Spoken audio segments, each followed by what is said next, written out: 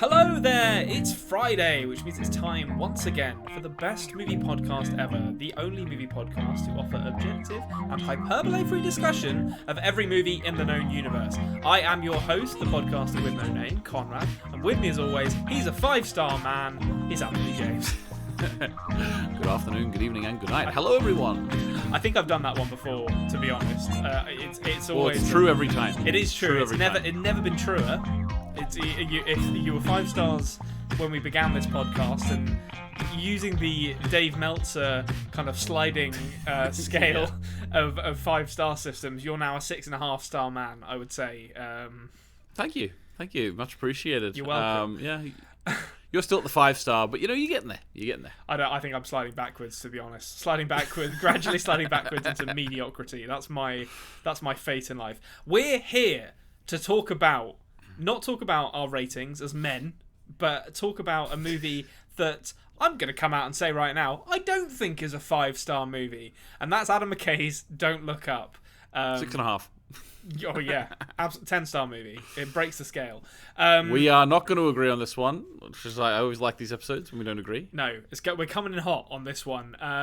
Other than preparing your arguments for Don't Look Up, did you get up to anything this week? We have just spent the last half hour talking off camera, so to speak. But yeah, but let me think of something that I didn't tell you. Well, we're doing stuff. There's moves happening in the Anthony James household, is all I'll say. Hustling. Let's just say that hopefully in the next 3 or 4 months there will be a different backdrop behind me.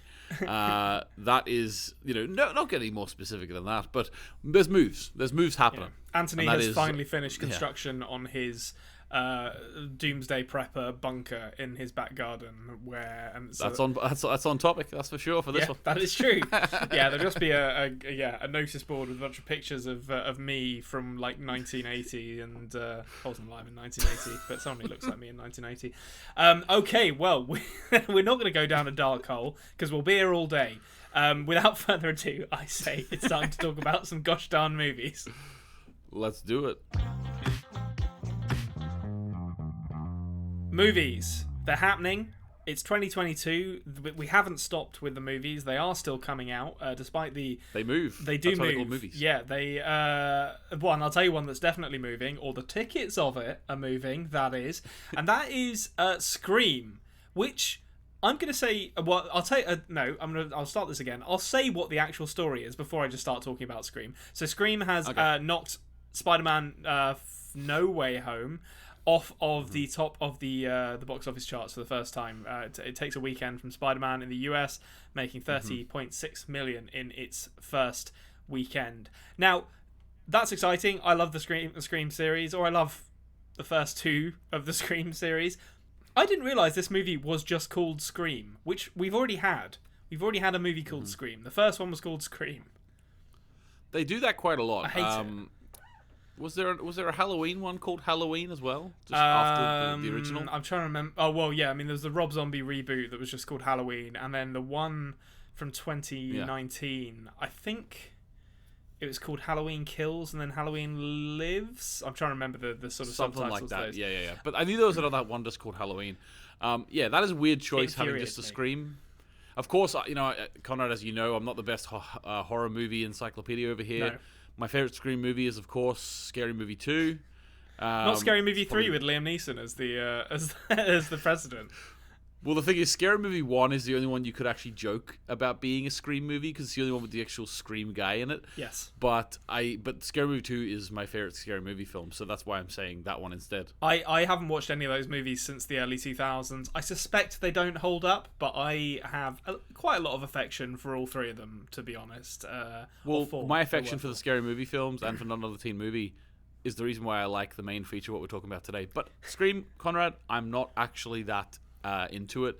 I've never seen it. Okay. Is it good? Scream is very good. It basically jump-started the dying carcass of the slasher subgenre in 1996 when it came out, by making it very kind of satirical and self-referential, and I love it. It's easily one of my top 5 favourite horror movies of all time.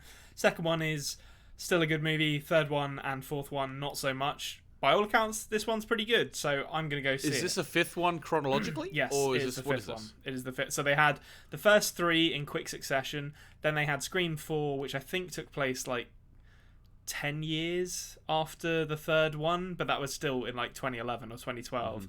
And it was all web TV shows and stuff like that. It was sort of, it wasn't nascent internet age, but it was when we were still kind of to some extent figuring stuff out on the internet. And then this is the fifth one that takes. I don't really know the plot of this, to be honest. There's a ghost face. He's back again, or it's back again, because we don't know. So they're following the Jackass trajectory. 3 quick ones. Wait 10 years. Do a 4th one. One day, maybe do a 5th. And then pop out another one. Yes, absolutely. We can hope. Okay, so that's Scream. That's exciting, but I wanted to get that out of the way early because there's some even more exciting news, which is very very much targeted at my co-host here, not so much to the listeners, who I'm sure are all rational people who will not be excited by this. But Anthony's of a different breed. So I'm gonna surprise him with this. Have you heard, Anthony, that Tim Allen has signed back on for a Santa Claus TV series on Disney Plus, and he will star and produce. Star as what's his name? Scott Kelvin. Scott Kelvin, that's it. Yeah, that's what the SC stands for on the pajamas that he didn't know where he got. Yes, so he'll be back. He's come and Tim Allen has been welcomed back in from the cold by Disney, and they've said, "Come and make a Santa Claus TV series." What are your thoughts? Just realize that he should just stop talking about Donald Trump after a while. I think someone's probably got in his ear and be like, maybe give up the kind of right wing rhetoric and the sort of pro Republican sentiment and just go back to making kids movies. It's Buzz Lightyear and the renovating of a classic car on YouTube is all he's been doing for the last few years. But Tim Allen, to be honest with you, Conrad, this might surprise you. I feel nothing towards this. You're the target audience, Anthony. No, I'm not. That's the thing. Because if they made a series for the first season based on the tone of the first film, okay, that's not what this is going to be. No. I mean, if it is, cool. But this is going to be like the bloody Easter Bunny, Dr. Sleep, or whoever you call him. Yeah. What do you call that guy? The Father Sandman. Time or whatever. Yeah, the Sandman. Dr. Sleep. That would be an interesting movie or series if the characters from Dr. Sleep turned up in Santa Claus. I mean, it would be great. But honestly, I don't like this idea because, well, I'm indifferent to it. I'm indifferent to Santa Claus 2 and 3. I've never seen them. Okay. I've seen them in bits. About 5, I've seen both of them in bits a lot, but I can safely say that I've never watched to the end. I almost watched Santa Claus 3 to the end one time, and then I turned it off with a minute to go, just so I could say I've never seen it to the end. Okay, so I mean that level of petulance is kind of honestly, it's ridiculous. The first one was a genuinely good film, and you watched it for the first time recently, and you agree. Yeah, it is a good movie. I enjoyed it. I didn't see this going this way, but we're in the same boat here, apparently, then, because I have no interest in this at all. I will almost certainly not watch it. I came to this podcast, cap in hand, ready to give you the opportunity to talk about Santa Claus, and give you a ring-fence segment to talk about Santa Claus, and you've thrown it back in my face. What I will say is I'm very glad you didn't say what I thought you were going to say. Because I thought you were building it up. It's made for me. It's going to be great. Anthony's going to love it, but not many people else will. I thought it was going to be a Back to the Future series, and that I would be so annoyed by that. It's a perfect trilogy. Leave it alone. They'll never.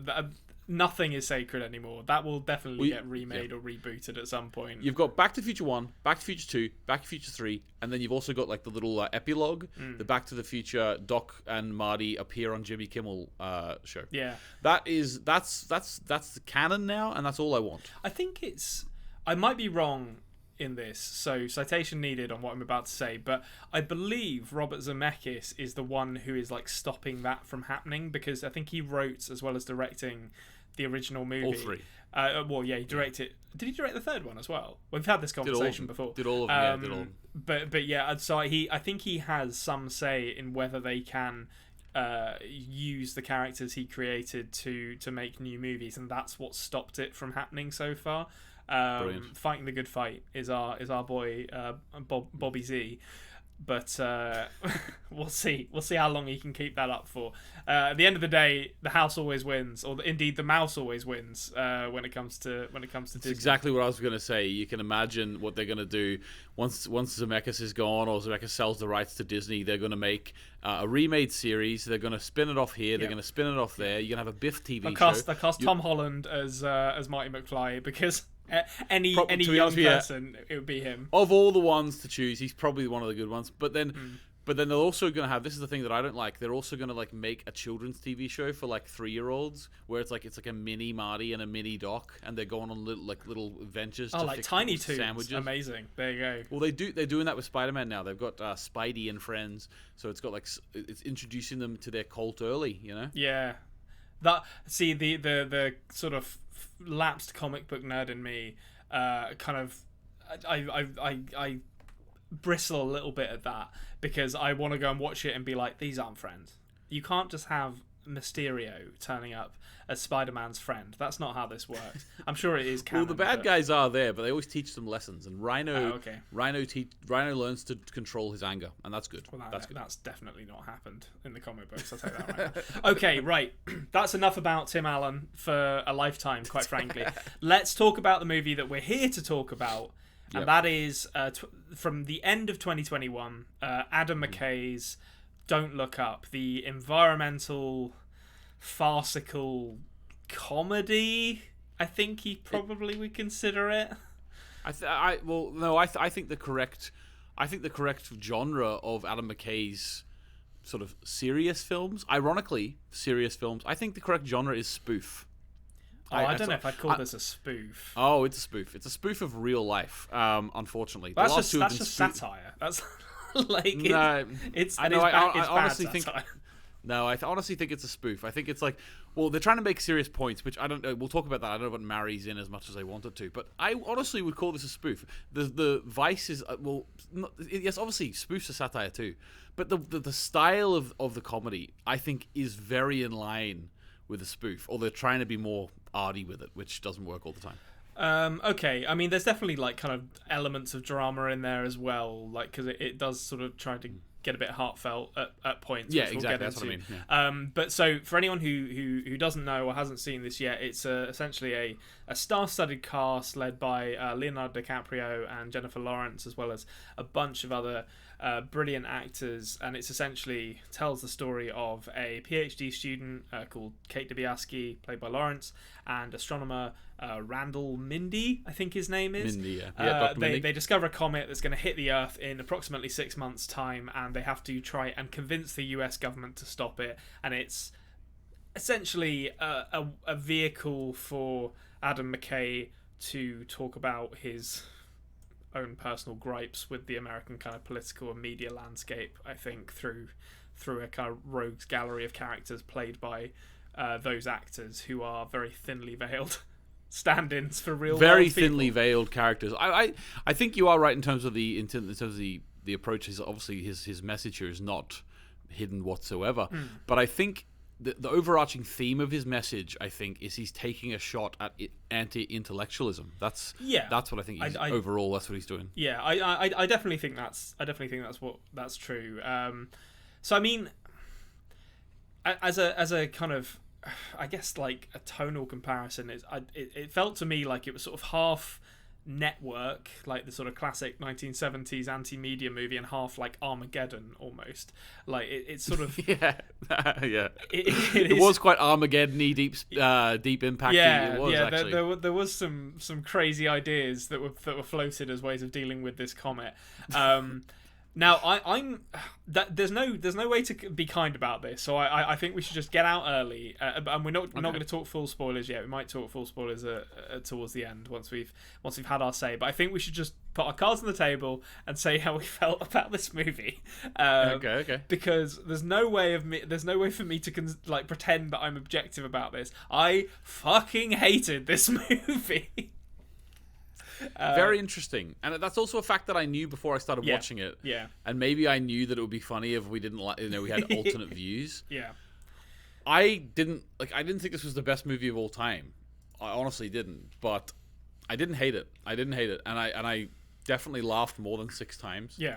There were certain characters. Maybe it's just like it's just the actors were allowed to just be as ludicrous as they wanted, and so therefore there were certain things particular actors were choosing to do which made me laugh every time. I think I'll be so I think this is going to be interesting because I think how well the comedy works is going to be the big difference between your opinion of this and mine, because okay, how do you feel about like Adam McKay as a writer? Because he wrote this alone, he wrote Vice alone, he's worked on the screenplays of a lot of his movies. Like The Big Short is probably my favourite movie of his, and he worked on the screenplay of that. I can't remember who he co-wrote it with, but I think that's got a really good screenplay.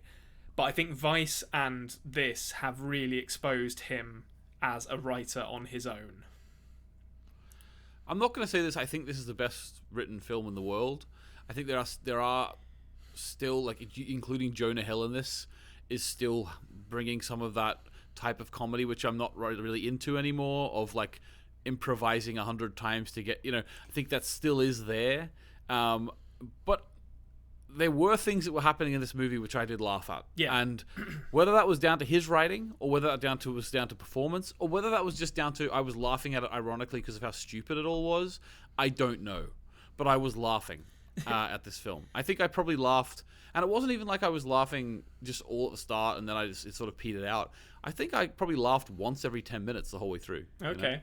So, I mean, I found on a really fundamental level, so, I mean, essentially, you've got these two characters who are sort of your audience analog, and then they are introduced to just this absolute, like, just rogues gallery of ridiculous characters. So you've got the populist president played by Meryl Streep. You've got her idiot son in a position of power that they really shouldn't be in, played by Jonah Hill. You've got the tech ideologue who doesn't actually trust science, played by Mark Rylance. And they're all great actors, and they're just caricatures. They're just caricatures of. Well, they are, yeah.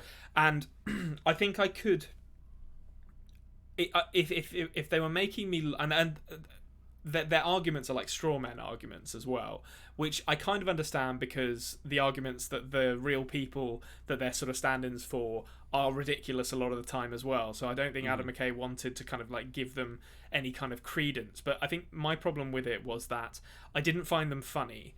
For the most part, there were a couple of bits that made me laugh, but for the most part, I didn't find them funny. So it just ended up feeling preachy to me, because it was like Adam McKay being like, "Look at all these morons," and it's like, well, yeah, they are morons, but that's because you've written them to be. They're not even two-dimensional characters. They're not even one-dimensional characters. They're literally just like, it's like the movie embodiment of the idea on social media of imagining someone in your mind who says something ridiculous and then getting angry at that person with all the other people you agree with. That's what this movie feels like to me.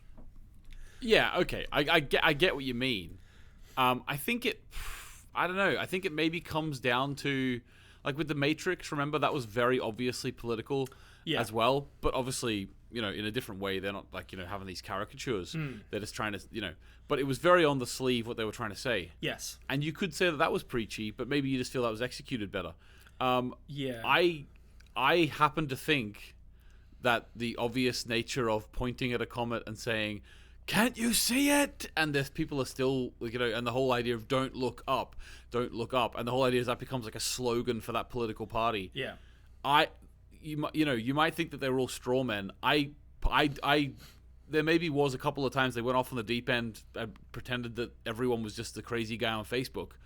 But there definitely are moments in this where if you are not plugged in to politics or not plugged into things, you will watch this and think, oh, actually, that it's very obvious to us, and because I try to keep up tabs as much as I can about that sort of thing, and But I think if you're like someone who doesn't really pay attention to the news at all, and all you hear is the slogans every 4 years, you're going to watch this and think, and maybe second guess being anti-intellectual. You don't even know what that concept is. It is very harshly done. So sorry, go and finish your point. Sorry. It's very harshly done, but I do look at the ridiculous things they're saying, and yes, they are over the top. but it is an analog for real life, as ridiculous as it is. That's I view it. Like, in terms of the climate science, in terms of the pandemic science, that's sort of the main two areas they're sort of really pulling from here. I view it as just like, sometimes I feel like just screaming, the sea levels are rising. I feel like Adam McKay felt when he wrote this screenplay. Yeah. I mean, I totally see that, and I do agree. I think that's one of the things I find frustrating about this, is that I think if Adam McKay and I sat down in a room and talked about politics or talked about the media, we'd probably agree with each other on a lot of points. So what I was going to ask you there was, do you think that anyone who is being kind of lampooned in this movie, or anyone who, let's say, voted for the people who are being lampooned in this movie, who, Meryl Streep is an obvious stand-in for Donald Trump. They don't say the Republican Party, but that's what that character is. It's Donald Trump. I think Adam McKay didn't want it that way, but Meryl Streep was like, basically like, yes, we're doing that. Yeah. But do you think this movie is changing anyone's mind? I don't think that a movie. I don't think that a movie it needs to have the intention of changing someone's mind, and I don't think that it should be trying to. Now that doesn't mean that movies can't. I don't think this is no. I don't know, actually. The people who are unplugged so much from the media that. Maybe, I don't know. You never know. The thing is, and the thing is, people never change their mind within a debate, and they never change their mind when being presented with things. They always go and reflect upon it. So maybe this will be one piece in a 1,000-piece puzzle, which makes someone eventually come to different conclusions. Okay. I don't know, but as a piece for me to let out frustrations that I have at the world, I was happy to indulge in this piece. And it wasn't even just pointing, like, we say Trump, and you might say, like, can't we all just get along? It's like, well, no, like, they're denying scientific consensus. It is that crazy in real life. And yes, it is dialed up to 11. Like, the idea of going into the president and saying, this is happening, there's a comet coming to Earth, and them just thinking to themselves, oh, what's that going to do for us in the midterms? Now, in real life, I'm sure they don't say it to the scientists, but I'm sure they say it 20 minutes later when they're alone with their chief of staff. So they're just like amplifying it up. In terms of that, though, it's not just the Republicans and not just Trump and not just right wingers who they're shooting at here. They're also shooting at Neil deGrasse Tyson and Bill Nye, and Dr. Fauci. They're shooting at these. At these now, I think Dr. Fauci is still currently working for the government, so it's a bit different. But definitely for Neil deGrasse Tyson, Brian Cox, all of these scientists who get into the public eye, and then all of a sudden, it's just like that's what they are now. They're a celebrity, and people sort of forget that they're even about science. They're having a shot at them as well. That's true. Yeah, and your Elon Musks and your Elon Musk and was Mark Rylance. What the hell was his performance I will about? say, Mark Rylance in this, I didn't laugh that often. Mark Rylance gave me the only really genuine laugh of the movie when he's. So this is a slight spoiler, but I don't think it's too much to worry about. There is a mission that could have saved the Earth that is abandoned at the last minute because Mark Rylance's clear analog for Elon Musk, like the kind of idiot charlatan tech billionaire, says, we can mine all these rare earth minerals from it, so let's do this other plan that's probably not going to work. And when he's explaining his plan to the room of like government and military officials, and he says China has their, and I quote, great big panda paw on all the Earth's rare earth minerals. God. That line made me burst out laughing when he said it because of how he said it. Yeah. And that's the thing, is it the writing or is it how he said it? It's definitely Mark Rylance's delivery of that line. That's the balance the whole way through for me. I will say I didn't actually laugh at anything. Meryl Streep was very much just being Donald Trump. That's what she was doing. I didn't laugh at much of that. I've seen 1,000 Donald Trump gimmicks. You know what I mean? I didn't really find anything she was doing funny. Jonah Hill carrying like the nuclear codes in a handbag. I mean, that got a chuckle out of me once. That was a funny idea. But yeah, it's Mark Rylance was particularly funny at certain points. There's nothing in this film which I found was hilarious, but I was giggling once every 10 minutes. Okay, so I mean, I'll just go back to my previous question for a second, because I think you are right. I don't think a movie needs to aim to change minds to be a good movie, but I think the thing that really rubbed me the wrong way with this movie was that I didn't find it that funny.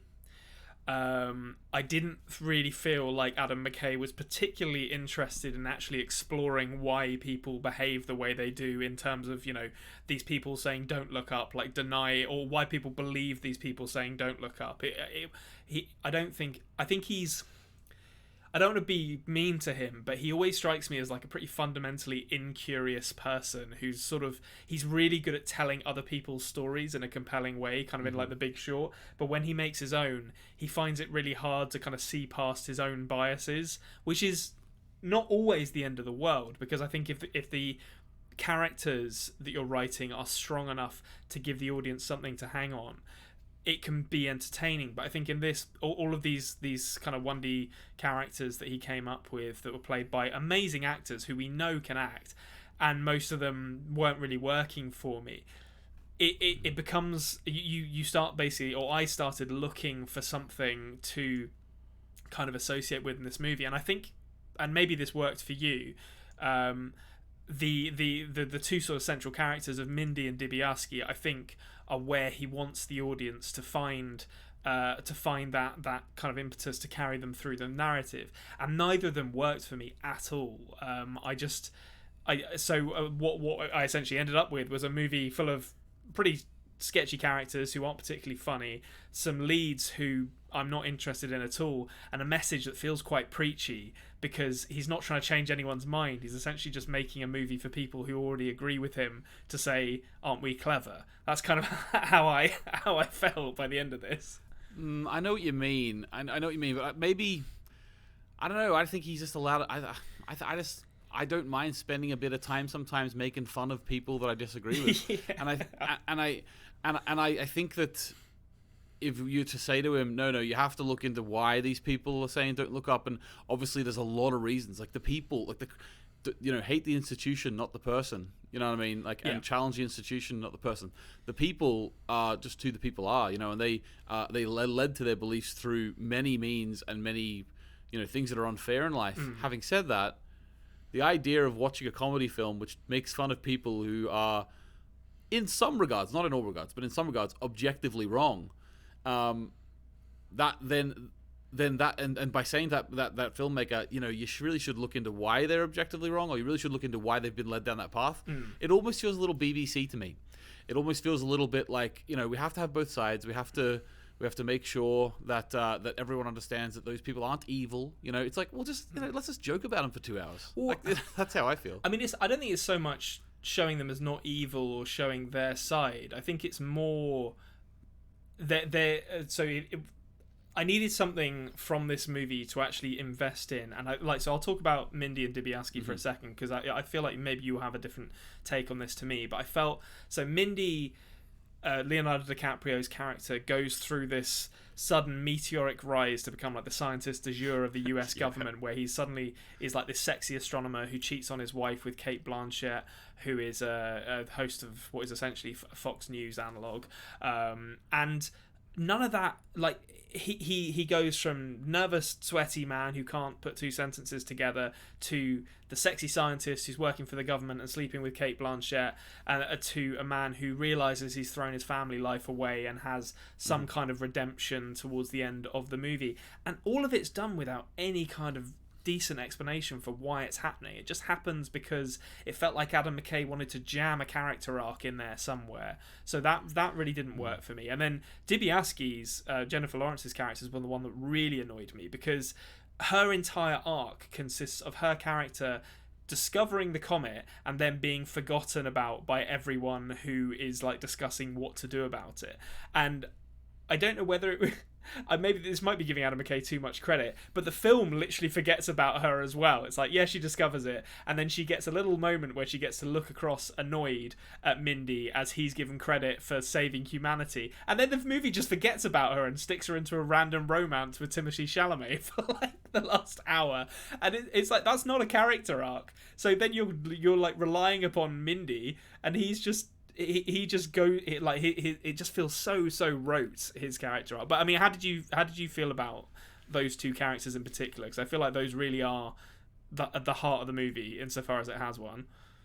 Yeah, like I think maybe, I'm always going to come across, like, if people listening to this are going to sound like, I loved this film because I'm going against someone who really hated it. Yeah. I'm not at all trying to describe this film as fantastic. You've called it a 5-star film, Anthony, right? Yeah, I know. You've laid out your stall. Actually, 6.5. But no, definitely, like, there are some lacking things. Like, it wasn't necessarily the transition of Mindy into the sexy. I think that was all what people were putting on him. I think that was like his media persona they created for him. I never saw him changing. He was just sort of going with the flow. Yeah. And I didn't hate that. I didn't hate him just going with the flow. Having said that, whenever the change came for him to want to go back to his family, that was way too quick. Yeah. And felt very insincere, like, that bit. It was like, we need a happy ending for this character. So exactly. And even the way I turned to Emer and I was talking about, like, the way that they did it as well. When he went back to his wife, basically his wife then admitted that she had slept with someone whenever they were in university. And therefore I said to Emer, well, actually, to be honest with you, lazy writing, but that's actually quite clever what Adam McKay did there. Because it then, for people who are watching the film now, it's like, we can have now the last half an hour of some intimacy between him and his wife and, like, afraid of dying and stuff. We can have that, again, mostly failed attempt at this cathartic ending, or lack of cathartic ending, I should say, anti-cathartic ending. We can have an attempt at that because now both of the partners are on level playing field. Whereas, because I was thinking to myself, like, you've got like half an hour left this film. He's going back to his wife who he's cheated on for like 6 months. How am I gonna think this guy's a good guy? And then bang. They're on a level playing field with one line. She cheated too. Here we go. Let's go to the end of the movie. Yeah, it's very, very, like, I don't know. Let's just throw a adultery in there for her character as well, and that evens everything out. I really think it was like shorthand to get these characters back on the same level, so that we don't think about that anymore. Yeah, it definitely was. In terms of Lawrence's character, though, I don't know. That's quite realistic, isn't it? Like the scientists who discovered. Oh, I mean, it is. I think it is realistic, but I think so there's all. I think there's all these different elements of this movie that I think could be fine on their own. Like, I don't mind a movie that isn't trying to change anyone's mind and is just incurious about how the Republicans and the people who vote for them live. I didn't say it's not trying to change anyone's mind. Well, I said it doesn't matter. It doesn't matter. But I also said that I don't know if it's his intention. It doesn't. It could come across both ways for me, actually. I don't know, but I don't know if it will change anyone's mind. But but I mean, it's not. You could argue in places. It's not required of the movie to do that. I mean, like, no, exactly, and likewise, it's not required of the movie if it's being this farcical comedy like a Doctor Strangelove kind of thing. It doesn't necessarily need to give its more ridiculous characters depth. Like Doctor Strangelove in Doctor Strangelove, it's just a Nazi played by Peter Sellers, and he's a really funny character. I think so. There's lots of little problems with this movie that kind of built up into this animosity for me. So yeah, I didn't find all of these kind of supporting characters particularly funny. I didn't think the arcs of Dibiasky and Mindy were particularly interesting. I didn't think Dibiasky even had an arc, to be honest. I didn't think it was being particularly curious about trying to look at why people behave a certain way, so that bit wasn't interesting. And then the last point I wanted to discuss with you, and I think I might get some flack for this, but I'd be interested to get your take on it, is that this is a very American-centric movie, and I'll explain what I mean by that, just because I don't want to piss people off. I love American movies and I love America, but China, Russia, India, and Europe, and the rest of the world are literally hand-waved away as having failed to solve anything in literally one 5-minute scene in this movie. And I understand why they did it, because it isn't McKay's focus. McKay is essentially using this plot as a way to address his grievances with the American political and media landscape, essentially saying that, like, literally and thematically, America is the center of the world as far as these problems are concerned. But it did feel a bit arrogant to me to just be like, I don't know, all the rest of the world can, like, whatever. We're not going to address it. America arrogant. Never. At least they mention them. At least the rest of the world.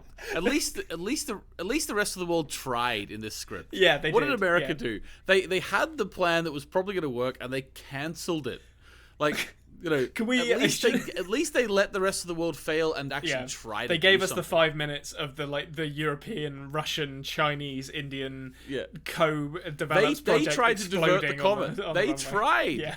They tried to divert the comet, but America tried to mine the comet for resources. The core conceit of this is so ridiculous. Like, if you had these two people who discovered the comet and the American government was as incompetent as Adam McKay was presenting it, they could just go to Europe and be like, oh, we have a space program. We can totally deal with this. We'll get Russia and China and India involved and we'll be fine. It's a really minor thing, but it just kind of, like, on top of McKay's kind of generally preachy tone, it really rubbed me the wrong way that his theme is essentially the literal world is going to end if America doesn't sort these problems out. And I understand why he feels that way, because obviously he is American and these problems feel very central to what he wants to write about. But as someone who's not American, I was like, okay, well, I mean, I guess this movie wasn't made for me then either. Well, he does. Yeah, the thing is about it, like, I'm not going to sit here and say he's a fantastic writer. I mean, he's no Ben Affleck, but basically, I think you read your Gordon Wood and you. It basically comes down to he really didn't want to really didn't want to guise any of his points here. No. And The Martian. I don't think it was trying to make any particular political points. No. But The Martian, even they were saving one man, and they had a lot of time devoted to the Chinese and the Russian federations helping out. Yeah. Whereas in this, it's the whole world going to end, and they give literally a minute. Yeah. But just some scenes of an explosion on a runway. I see the point, and I also think that Adam McKay is going to be if he's listening to this, and hi Adam, if you are, I know that he's going to be loving what I say right now, because this just speaks. And again, I like the film, but I am going to sort of agree with Konrad here. This really speaks of a film where he just wants to read the articles afterwards of saying did you know that when they wanted to mine the resources from the comet, that actually is analogous to real life, because people actually like that global warming gives us sunny weather. Yeah. And it's like we want the good thing from the disaster, and it's like Adam McKay is just loving the fact that everyone's analyzing his deep thoughts and his analogies. It's like, no, they are there plain to see. It's actually an insult to people listening right now for me to talk about them. Yeah, no, it is. Everyone got it.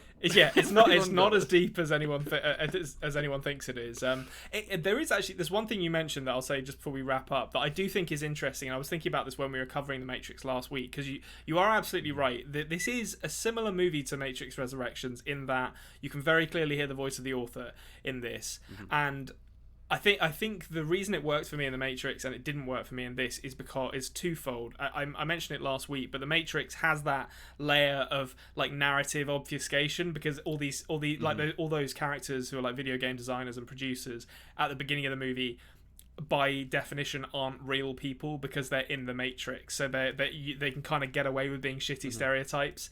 Also, one of them was played by Christina Ricci, which is an immediate win for me. And this movie could have definitely done with some more Ricci. The Reach, yeah, a bit of Wednesday Addams. But whereas this one, they didn't feel real, they didn't feel funny, and there was just no one in this that I liked. But it was a hard. I mean, you're right. You're right in saying that the context matters. In The Matrix, they're making a point about they're making a point about the LGBTQ plus community, how it's received. They're making all these different points, right, about how the films were received, everything like that. But they did it in a world where there's the one who gets chosen to save the world of machines against humans, and it's this crazy fantasy sci-fi thing. This is a film trying to make a point about the political landscape, set in the political landscape, that is about a disaster that's going to happen, that is not quite the disaster that is coming, but it's not that far away. So that's what I mean, about him not really understanding how analogy works. I think that this would have been much better. I would have loved this exact same concept if it was all I just keep thinking about is what is it, like Fern Gully? You know, Yeah. it's basically what this is. You know, Fern Gully is, or Avatar. What about Avatar's? Avatar's basically Fern Gully, but Avatar is kind of like this as well, where you know the disaster's coming and they won't listen to the people and they won't listen to what they're thinking. It's kind of the same. It's kind of the same analogy, but Adam McKay just wants, for comedy aspect, I suppose, he just wanted to have that more sort of obvious link to the real world, I suppose. Yeah. But it works in places for me. Doesn't work in some places, but you know. I think I will say, like, Mark Rylance's character, for the most part, I found very funny. I also found Ron Perlman's deranged pilot. Ron Perlman, I'm gonna say that was when I was giggling a couple of times. Yeah. Ron Perlman, I was laughing anytime he was on the screen. The fact that this wild alcoholic man, like, climbing into this rocket, saying off-color remarks about women and people of different races or whatever, like, it was funny.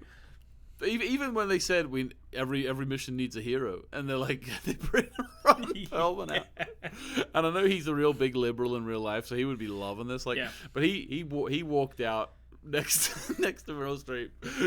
He does the salute. Yeah, he was great. The little beret on and all. Yeah, I'm always happy when Ron Perlman shows up in a movie, and he was shooting at the comet, Konrad. He was shooting at the He didn't disappoint in this one, is all I'll say. Okay, well, I mean, that's Adam McKay's Don't Look Up. The duality of man, I think, represented there in mine and Anthony's opinions of that. If you had a comet hurtling your head and you had to give this one a rating out of 5 stars, what would you say? 3. Okay, you've gone for the 3. Probably 5. I'd probably go for 5 out of 10, but 3 stars. Okay, I gave it 1. I fucking hated this movie. It was really disappointing to me as well, because I like some of Adam McKay's earlier stuff, but he should never be allowed to write a movie by himself again. I don't think. Step Brothers was good. Yeah, I like Step Brothers. I like a lot of his earlier stuff, a lot of his comedies.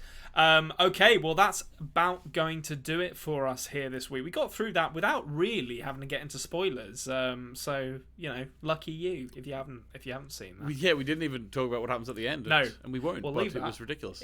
That was predictable but fun, is all I'll say. The very end of this movie. But that's going to lead us very naturally to answering one question, as we always do, and that is, Anthony, what's your favourite movie this week? My favourite movie this week, I don't know if I've said this yet. It's got to be Encanto, the new Disney musical. I probably have said that already, but my son is obsessed with it. It's the first one that's come out since he's been old enough to know all the songs, and he just loves it. So it's really on repeat in my house at the minute. It's good. I'm not sure the music has wowed me in it as much as I would have liked. You haven't listened to it enough. No, that's true. I imagine you've had it. Like, yeah, no, it's amazing. I love it. Well, I'm a big Lin-Manuel Miranda stan, as they say. I will fight to the death anyone who doesn't like it. My opinion is, Konrad, and I've probably said this to you before, anyone who has anything negative to say about him is unfortunately a hipster. I have to say it. I thought you were going to say a racist then. I was like, it's going to become a whole thing. No, not a racist. No, I'm joking. No one is infallible, but no, I do like it. Apparently, We Don't Talk About Bruno is the biggest hit since Frozen. Let it go for Disney. Well, I mean, I very much do not have my fingers on the pulse of what the youth are into, so I could absolutely believe that because I've not heard it. And I'm normally the last one to know in these situations. I'm going to say my favourite movie is The Big Short. It's another Adam McKay movie, probably the last one he made that I really liked. And that is going to do it for us this week on the Best Movie Podcast ever. So thank you to Nancy Wyatt and Jared Iscariot for the use of our theme song. You can check out links to their stuff down in the description below. And thank you to you for joining us. Please consider subscribing if you haven't already. We are The Culture Cave on YouTube, or the Best Movie Podcast ever on podcasting apps. Get involved in the comments. Let us know what you thought of Don't Look Up or what you've been watching this week. We always love to hear that. And we will see you same time, same place next week. Bye.